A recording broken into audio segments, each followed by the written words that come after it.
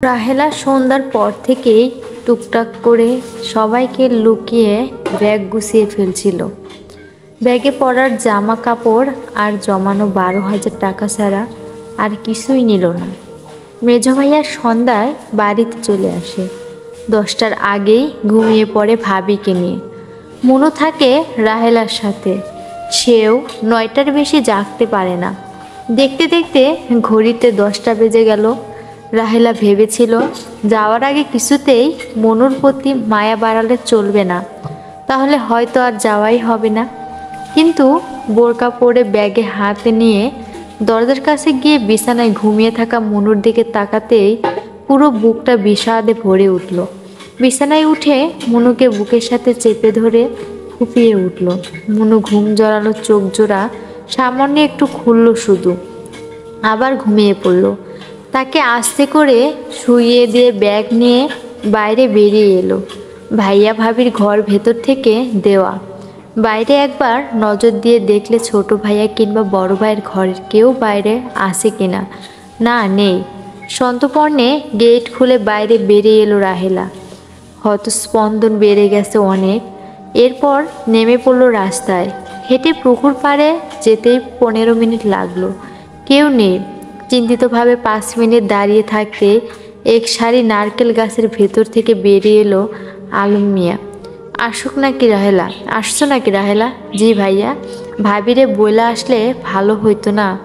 ঢাকা শহর কম তো কথা না, এত দূর যাইতেছো। বলতে চাইতে দিবে না মামা, আপনি চলেন। আলম মামা দাঁত বের করে হেসে বললেন, মামা বইলা ডাকো, আর কি বলবো, চলো। এর আগে কখনো সিএনজিতে উঠিনি রাহেলা, হঠাৎ ওঠার প্রয়োজনই পড়েনি। আলম মামা আগে থেকে সিএনজি ঠিক করে রেখেছিল। গ্রামের শেষ মাথা পর্যন্ত হেঁটে এসে এটাকে দাঁড়িয়ে থাকতে দেখলো সে। যেন উঠেই 2 500 টাকার নোট আলম মামার দিকে এগিয়ে দিল রাহেলা। মামা জিভ কেটে বলল, মামা বলল ডাকো, আবার খরচের চিন্তায় কেন? বলছিলা সব খরচ আমি দেব। রাহেলা জোর করে আলম মামার পাঞ্জাবির পকেটে টাকা ঢুকিয়ে দিল। গাড়ি চলতে লাগলো। এত উচ্ছ্বসিত রাহেলা জীবনে হয়নি। এমনকি যে সন্ধ্যায় বুঝতে পারলো তার স্বামী তাকে ছেড়ে চলে গেছে, সেদিনও নয়। এক অজানা অচেনা শিহরণ, পুরো শরীর কাঁপছে, হাতের লোম খাড়া হয়ে গেছে। বাজার বাস স্টপ পর্যন্ত। এখান থেকে বাসে উঠল। রাহেলা ভয়ে ভয়ে ছিল, পরিচিত কেউ বাসে তাকে দেখে ফেলে কিনা। অবশ্যই বোরকা পরে থাকায় তাকে কেউই চিনতে পারবে না, যদি না তার এই মায়াবী চোখ জোড়া পূর্বে ভালো করে খুঁটিয়ে না দেখে থাকে। বাস চলতে শুরু করতেই গাটা গুলিয়ে উঠতে তার আলম মামা বললেন, একটু অমন লাগবেই, বাইরের দিকে তাকায়ও না, তাকায়া থাকো, একটু পর সব ঠিক হয়ে যাবে। জানলাম পাশের সিটে বসেছে সে। পূর্ণিমার রাত, জ্যোৎস্নার আলোতে রাস্তার পাশের সারি সারি ফসলের ক্ষেতের দিকে অপলক নেত্রে তাকিয়ে রইল সে।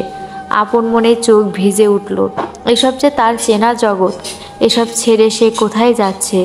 যে মরীচিকার খোঁজে যাচ্ছে সে কি আদৌ সেখানে আছে? খুঁজে পাবে কিভাবে? আর পেলেও যদি তাকে চিনতে না পারে, যদি দেখে অন্য একটা মেয়েকে নিয়ে সংসার করছে, তখন কি করবে রাহেলা? ভাবতে ভাবতে এক সময় ঘুমিয়ে পড়ল সে। ঘুম ভাঙলো আলম মামার ডাকে। চারদিকে এক ঝাঁক ঝমক আলো, বড় রাস্তা, বড় বিল্ডিং। গভীর রাতেও রাস্তায় এত মানুষ দেখেও প্রথমে রাহেলার বিশ্বাস হলো না এটাই সেই ঢাকা। সত্যিই সে ঢাকায় এসেছে। সব কিছু তার স্বপ্ন স্বপ্ন মনে হতে লাগলো। আলম মামার কাছ থেকে জানতে পারলো রাত 4টা বাজে। এত রাতেও যে বাইরে মানুষ এভাবে চলাচল করতে পারে তা তার ধারণাই ছিল না। বাস আসছে, থামছে, যাত্রী নামছে, উঠছে। বাস স্ট্যান্ডে অনেক যাত্রী বসে অপেক্ষা করছে। আলম মামা হাস্যোজ্জ্বল মুখে বললেন, কি রে, শহর দেখলি? মামা, এখন বাসে উঠুম। বাসের লাইগা কিছুক্ষণ দাঁড়ায় থাকা লাগবো। আবার তুমি না কইলা এইটাই ঢাকা? বাপরে, ঢাকা আমার মা বাপ আছে নাকি? বিরাট বড় শহর। 1 মাস লাগবো তোর ঘুইরা দেখতে। ঠিকই বলেছ আলম মামা। ছোট জায়গা হলে কোটি কোটি মানুষ থাকে কি করে? সে আলম মিয়াকে প্রশ্ন করলো, আমরা যামু কই? তোমার জামাইয়ের খুঁজতে যা যা করা লাগে সব করমু।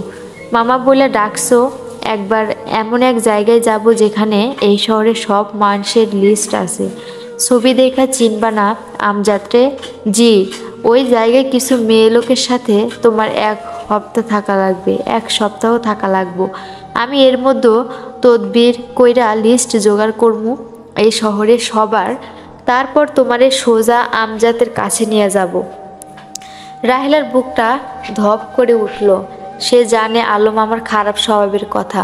অনেকগুলো মেয়ে লোক একসঙ্গে থেকে নোংরা কাজ করে, এগুলো নিয়ে গ্রামের মেয়েদের কাছ থেকে অনেক গল্প শুনেছি।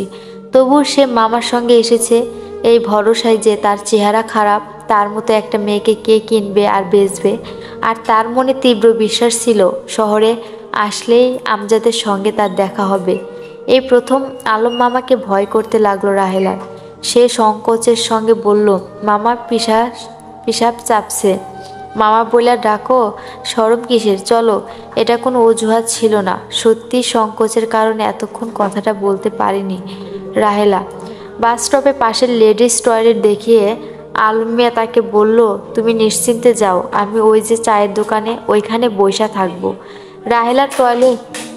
রাহেলা টয়লেটে ঢুকে গেল।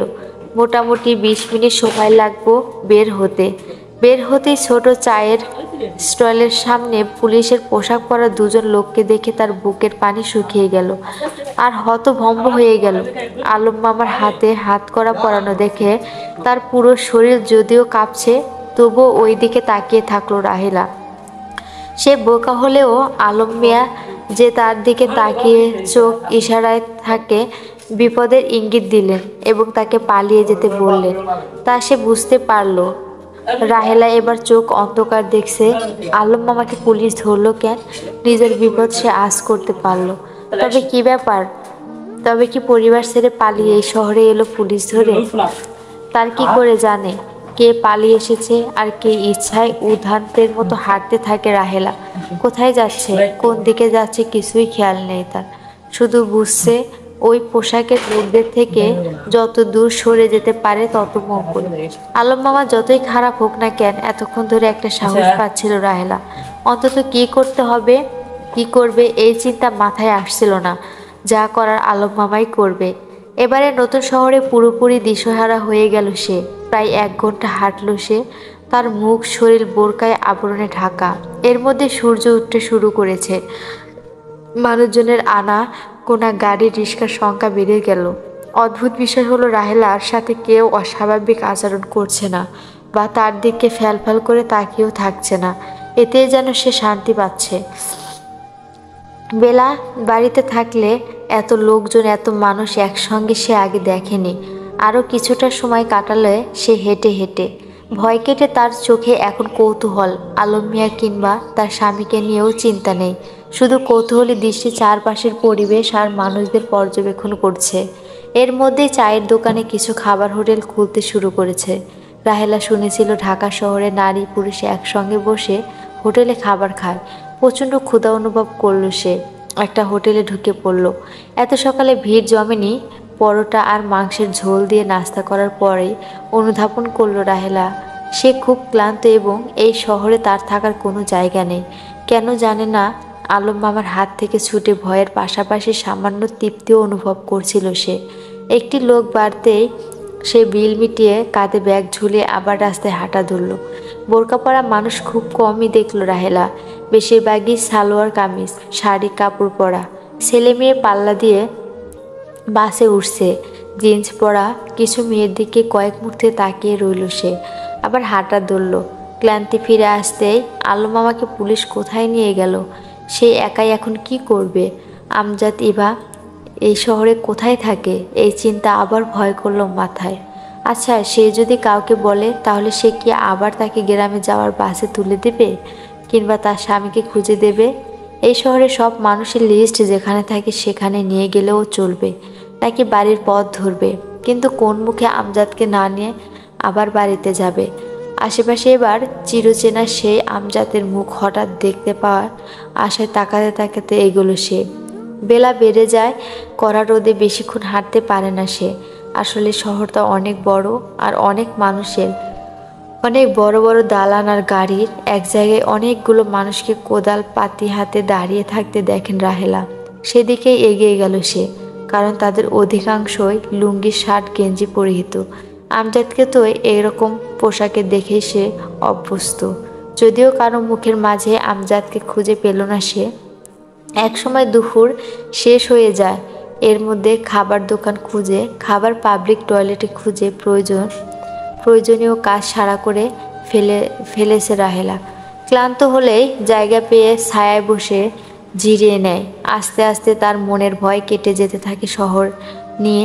সেখানে জায়গা নেই রোমাঞ্চ, নতুন অদ্ভুত এক জগৎকে দেখে সে বিমোহিত।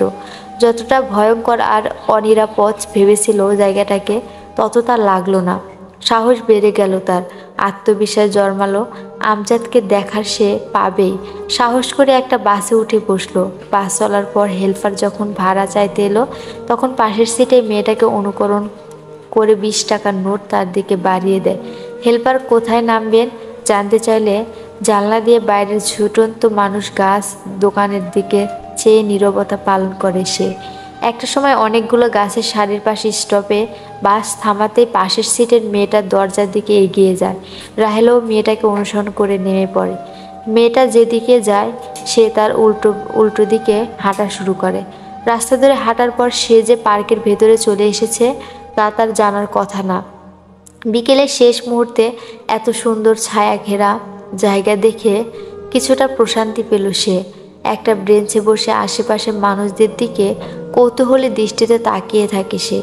জোড়ায় জোড়ায় ছেলে মেয়ে বসে গল্প করছে, হাসছে।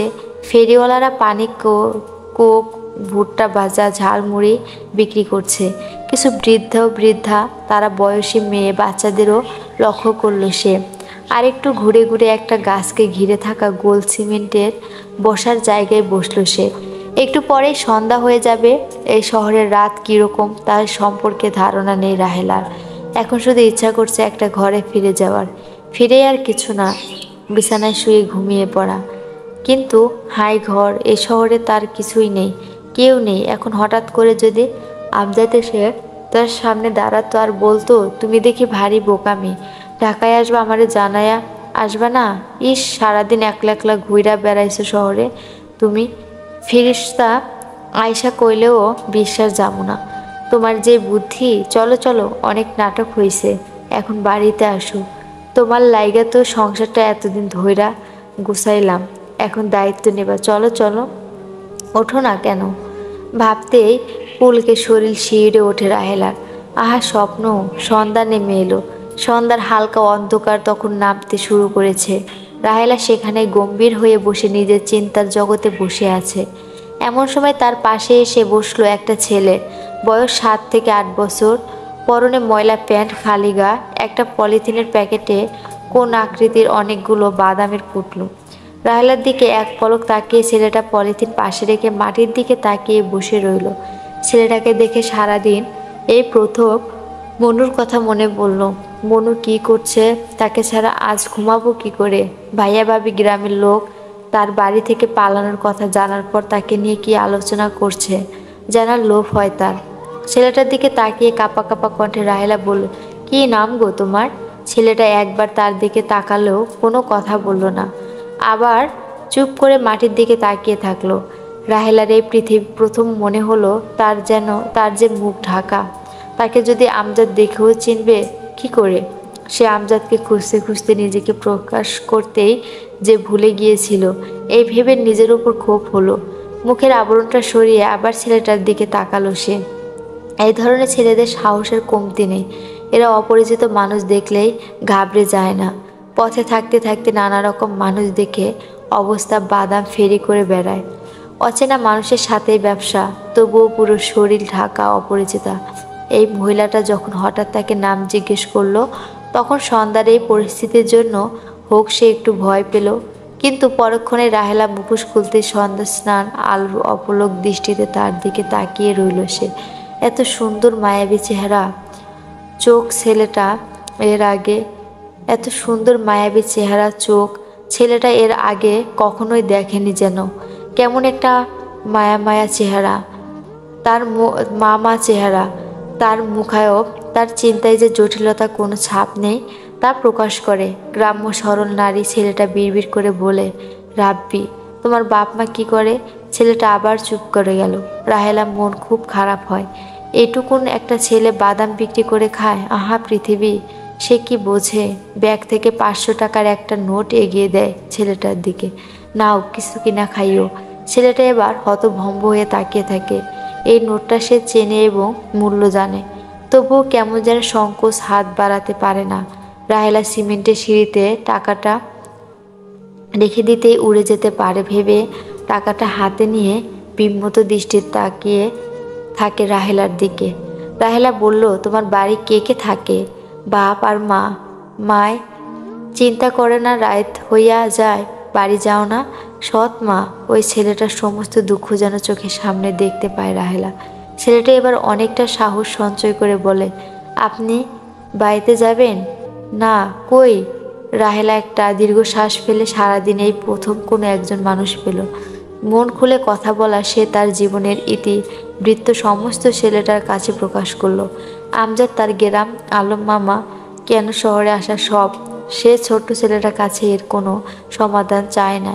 সে যে কথা বলার জন্য একটা মনোযোগী শ্রোতা পেয়েছে, এতেই সে আনন্দিত। কোনো কারণ ছাড়াই বলা যায় না রাহেলার চেহারা, আচরণ। সে ছোট হলেও তার ব্যক্তিত্বকে সম্মান করে। যে তাকে রাহেলা সব কথা খুলে বলেছে, সব মিলিয়ে প্রথম থেকেই এই অচেনা মহিলার জন্য একটা শ্রদ্ধা কাজ করলো রাব্বির মনে। না হলে কোথাকার কোন মহিলা বিপদে পড়েছে, রাতে থাকার জন্য জায়গা নেই, এত রাতেও চিন্তা হয় না কি? সে চলে গেলে মহিলাটি একা এখানে বসে থাকবে সারা রাত। রাব্বি বলল, আপনি আমার লগে আসেন। কই? রাব্বি আর কোনো কথা না বলে হাঁটতে শুরু করে। রাহেলা কয়েক সেকেন্ড শুধু চিন্তা করে, তারপরেই ব্যাগ নিয়ে ছেলেটার পিছু নেয়। রাব্বি মহিলাকে তার বাড়িতে নেবে না দুটি কারণে। এই, তাদের ঘরে পর্যাপ্ত জায়গা নেই। দুই, তার বাপ মা এই সহজ সরল মেয়েটাকে পেলে তার সমস্ত লুট করে তাকে পথে নামিয়ে দেবে। বোঝাই যায় মহিলাটির কাছে অনেক টাকা আছে। রাহেলাও কিছুটা আশায় আলো দেখতে পেল, যেন রাতটা কাটানোর জন্য ভাগ্যই বুঝি এই ছেলেটার সঙ্গে তাকে মিলিয়ে দিয়েছে। রাব্বি হাঁটছেই। সে নিজেও জানে না কোথায় যাচ্ছে, শুধু জানে একে একটা নিরাপদ জায়গায় পৌঁছে দিতে হবে। তার পক্ষে সম্ভব না কারো সাহায্য নেবে সে। হঠাৎ ফয়সাল ভাইয়ের কথা স্মরণ হলো। তিনি এখানকার একটা কলেজ পড়ে, আর এই জায়গায় আশেপাশেই তার বাড়ি। পথশিশুদের সঙ্গে তার সম্পর্কে বেশ ভালো। সন্ধ্যায় পার্কের গেটের উল্টো দিকের রাস্তায় চায়ের আড্ডায় প্রায়ই বন্ধুদের সাথে বসেন তিনি। গেট থেকে বেরিয়ে একটা জায়গায় অভিভাবকের সুরে রাহেলকে বসতে বলল রাব্বি। তারপর বড় রাস্তা পেরিয়ে একটা গলির ভেতরে ঢুকে গেল সে। প্রায় আধা ঘন্টা বসে থাকলো রাহেলা। এর মধ্যে অন্ধকার নেমে গেছে পুরোপুরি। কিন্তু শহরে অন্ধকারের বালাই নেই। ইলেকট্রিক লাইট জেলে আলো দিয়ে ভরা চারদিকে। রাহেলার একবার মনে হলো ছেলেটা আর আসবে না, তবে আশ্রয় পাওয়ার এতক্ষণ আশাটা সে ছাড়তে পারছে না। এমন সময় ছেলেটাকে একজন বড় মানুষ নিয়ে রাস্তা পার হয়ে আসতে দেখে সংকুচিত হয়ে গেল রাহেলা। মুখের খোলা মুখোশটা পরে নিল। ফয়সাল এখানের একটা কলেজে অনার্স 3য় বর্ষ পড়ে। এই আড্ডার সময়ে কোন মহিলার জন্য তাকে ডেকে আনায় রাব্বির ওপর সে বিরক্ত, কিন্তু না, এসে উপায়ও ছিল না। রাব্বি নাসুর বান্দার মতো ঘ্যান ঘ্যান করে বিরক্ত করে মারছিল। মহিলাটির বিপদের সমস্ত কথা আগাগোড়া কয়েকবার শোনায় তাকে। এই ধরনের স্বপ্ন নিয়ে শহরে আসা মহিলাদের প্রায়ই দেখা যায়, বলা না গেলেও। এই ধরনের মহিলাদের দেখে অবাক হওয়ার কিছু নেই। স্বামীর সন্ধানে একটা মেয়ে শহরে ছুটে আসাটা তাই অস্বাভাবিক লাগলো না ফয়সালের কাছে। সে তবুও আরেকবার প্রশ্ন করল রাহেলার কাছ থেকে। সব কথা জেনে নিল। এ পর্যন্ত ঠিক ছিল, হয়তো সে অচেনা একটা নারীর জন্য কী বা করতে পারে ভেবে এখনই চলে যেতে পারত, কিন্তু সে উৎসাহিত হয়ে মহিলাটিকে মুখ দেখতে চাইল। রাহেলা সংকুচিত হয়ে মুখের ছড়াতেই রাহেলার মুখের দিকে মুগ্ধ নেত্রে তাকিয়ে রইল। এই ছেলেটাও কালো বর্ণের চেহারায় এই মায়া, এই তীব্র মায়া ভরা চোখ, মুখায়ব নির্দেশ করছে রাহেলার জীবনের সরলতা। করুণ মুখ দেখে বোঝা যায় এটা কোনো ছল নয়। এই মেয়েটি আসলেই বিপদে পড়েছে। একে এক রাত শহরের মাঝে ফেলে যেতে ইচ্ছা করলো না ফয়সালের। কিন্তু রাতে কোথায় রাখবে একে? টুনু আপাদের বাসায়। এই অপরিচিতা মেয়েটিকে এই প্রথম কিছু সম্বোধন করে কথা বলল ফয়সাল। আমার সাথে চলেন আপা। রাহেলা বুঝতে পারছে না ভাগ্য তাকে কোন দিকে নিয়ে যাচ্ছে। ছেলেটা হয়তো তাকে একটা আশ্রয় খুঁজে দেবে, এই আশা মনে জাগলেও অজানা একটা ভয় তাকে গ্রাস করছে। আর কিছু করার নেই, তাই রাব্বির মাথায় মুখে হাত রেখে তাকে বিদায় দিয়ে ফয়সালের সাথে রাস্তা পার হলো। রাহেলার আন্দাজ নেই 15-20 মিনিট এই নতুন লম্বা ছেলেটার সাথে অলিতে গলিতে হাঁটলো সে। তারপর একটা গেটের বাইরে রাহেলাকে দাঁড়াতে বলে গেটের ভেতরে ঢুকলো সে। 10 মিনিট পর হতাশ ভাবে বের হয়ে এলো। বলল, আপা চলেন, হাঁটতে অসুবিধা হচ্ছে না তো? রাহেলা না সূচক মাথা নাড়ালো। আবার হাঁটতে থাকে তারা। এমন করে হাঁটতে হাঁটতে আরও 3টা বাড়িতে যায় ফয়সাল। প্রতিবারই হতাশ হয়ে গেট দিয়ে বেরিয়ে আসে। রাহেলা বুঝতে পারে তার মতো অপরিচিত একটা মেয়েকে কেউই থাকতে দিতে চায় না। নিজের বিপদ ছেলেটাকেও এভাবে বিপদে ফেলার ভেতরে লজ্জা পায় রাহেলা। রাত প্রায় 9টার মতো বাজে। ছেলেটা বলে, দেখেন আপা, আমি কি করব নিজেও বুঝতেছি না। আমি একটা মেসের মতো জায়গায় থাকি। এক রুমে 3 বন্ধু, অ্যাডজাস্ট বাথরুম আর রান্নাঘর। আমার বাকি 2 রুমমেট গ্রামে গেছে অবশ্য। আপনি চাইলে রাতে রান্নাঘরে থাকতে পারেন। রাহেলা হ্যাঁ সূচক মাথা নাড়ে। আর কি বা করার আছে তার? রাহেলাকে নিয়ে সে তার বাড়িতে উপস্থিত হলো। এমনিতেই সারাদিন এই অদ্ভুত ভ্রমণ হাঁটায় ক্লান্তি চরম সীমার পৌঁছে গিয়েছিল রাহেলা। ঘরে ঢোকার পর ছেলেটার অনুরোধে আগে থেকে রান্না করে ভাত তরকারি খেল তারা দুজন। এবার শরীর যেন অবশ হয়ে এলো পুরোপুরি। 2 চোখের ঘুমের জন্য কিছু দেখতে পাচ্ছে না সে। রান্নাঘরে কাঁথা বিছিয়ে বালিশ ফেলে শুতে তার ঘুমের জগতে যেতে সময় লাগলো না তার। গভীর ঘুমে তলিয়ে গেল।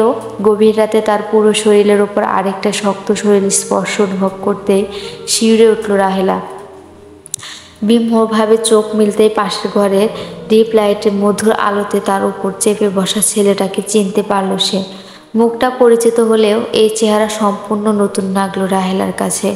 সন্ধ্যার পর থেকে যে ছেলেটা তাকে আশ্রয় দেওয়ার জন্য বাড়ি বাড়ি ঘুরছে, তাকে আপা বলে ডেকেছে, সেই ছেলেটার দৃষ্টি এটা না। পৃথিবীর কোনো ভাই তার বোনের দিকে এভাবে তাকাতে পারে না, এই আচরণ করতে পারে না। রাহেলার দুনিয়া উল্টে গেল। তার সঙ্গে কি হচ্ছে বুঝতে পেরে তার ঘুম এখনও কাটেনি। স্বপ্ন নাকি এটা? শরীর এতই ক্লান্ত ছিল যে ধাক্কা দিয়ে ছেলেটাকে সরিয়ে দিতে পারল না। মুখ দিয়ে শব্দ করতে যাবে, এই হাত দিয়ে মুখটা চেপে ধরল ছেলেটা। সে কিছুতেই বিশ্বাস করতে পারছে না যে ছেলেটা দিনে আপা বলে ডাকে, সে রাতে এতটা হিংস্র হতে পারে। বড় বড় চোখ করে সিলিং এর দিকে তাকিয়ে রইল সে। ছেলেটা স্নান আলোতে তার 2 চোখ বেয়ে পড়া পানি দেখলেই না বা দেখার সময়ও পেল না। এগুলো তার সাথে এসব ঘটছে, সে বিশ্বাস করতে পারছে না। চিৎকার করার শক্তি নেই তার। আজকে জ্ঞান হারালো রাহেলা। ছেলেটা চলে গেল তখন তার জ্ঞান ছিল। শরীর এত ক্লান্ত হওয়ার পরেও বাকি রাত সে 2 চোখ বন্ধ করতে পারল না। চোখ বন্ধ করলে ছেলেটার হিংস্র চেহারা তার চোখের সামনে ভাসে আর সে কেঁপে ওঠে। দরজা খুলে কেউ যে ঘর থেকে বেরিয়ে গেল টের পায় সে। এক অচেনা ছেলের সাথে এক বাড়িতে আসাটাই তার ভুল ছিল। এক বিন্দু নড়ার শক্তিও তার নেই। একজন পুরুষ মানুষ আর পশু 2 রূপের সঙ্গে এক নারীর পূর্বে পরিচয় হওয়া কথা না। বিষাদে পুরো মন রাতের মতো আঁধার হয়ে গেল তার। সকালবেলা যখন সে উঠে জামা জড়িয়ে পাশের ঘরে গেল, দেখলো কেউ নেই। সে বাথরুমে চলে গেল। নিজের শরীরের প্রতি এক ঘৃণা অনুভব করলো। এখন ঘরের মধ্যে কাটছে তার চিন্তা। এই চিন্তায় আমজাদ নেই, আছে শুধু নিজে। হাঁটছে বসছে কেঁপে কেঁপে। ফ্রেশ হয়ে ঘরের বাইরে বেরোলো না রাহেলা। পাথরের মূর্তির মতো বিছানার উপর বসে রইল। প্রায় দুপুরের দিকে ঘরে ফিরল ফয়সাল নামের ছেলেটা। এসে রাহেলার পায়ের কাছে হাঁটু গেড়ে বসে কান্নায় ভেঙে পড়ল। আমারে মাফ করে দেন আপা, আমার নিয়ন্ত্রণ ছিল না নিজের ওপর। প্লিজ আপা, এইসব আশেপাশের লোকজন জানলে সব শেষ হয়ে যাবে আমার। আমি গরিব, আমার গ্রামের পরিবারের পথে বসে যাবে, আমার লেখাপড়া বন্ধ হয়ে যাবে। আপনি আমার বড় আপা, আমায় মাফ করে দেন। রাহেলা বিমল দৃষ্টিতে ছেলেটার মুখের দিকে তাকিয়ে রইল। এই চেহারার সাথে সেই চেহারা কিছুতেই মেলাতে পারছে না।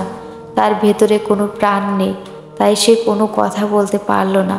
ছেলেটা যে তার পা চেপে ধরে ফুপিয়ে কাঁদছে, ছেলেটাকে সরিয়ে দেওয়ার ক্ষমতাও তার নেই। ছেলেটা আবার ফুপিয়ে উঠে বলল, প্লিজ আপা, এবারের মতো আমারে ক্ষমা করেন। আপনি যা বলবেন তাই আমি করব। প্রয়োজনে আপনার স্বামীরে যেখান থেকে পারি খুঁজে এনে দেব। আপনারে কাজের ব্যবস্থা করে দেব। আপনি চাইলে গ্রামে পৌঁছাইয়া দেব। প্লিজ আমারে মাফ করেন। রাহেলা তবুও কথা কথা কথা বলে না। ছেলেটা এবার পকেট থেকে কয়টা 500 টাকার নোট বের করে রাহেলার পাশে রেখে বলল, এই টাকা কয়টা রাখেন, লাগলে আরও দেব। আপনি চলে যান। এবার রাহেলার হুঁশ ফিরল। চলে যান, চলে যান, বিড়বিড় করে বলল সে। ফয়সাল ভয় পেয়ে গেল। ঊর্ধ্বান্তের মতো এক কণ্ঠ আর দৃষ্টি শুনে টাকাটার দিকে সে ফিরেও তাকালো না। তার এক সেট জামা বাথরুমে পড়ে রইল। সে রান্নাঘর থেকে নিজের ব্যাগটা তুলে নিয়ে ঘর ছেড়ে রাস্তায় বেরিয়ে এলো। বোরকা পরেনি সে, বোরকাও রান্নাঘরে পড়ে রইল। চুল উস্কো খুস্কো, বিড়বিড় করে বলছে, চলো, চলে যান, চলে যান। আর হেঁটে চলেছে ভয়ঙ্কর এক শহরে, একটি গলির রাস্তা।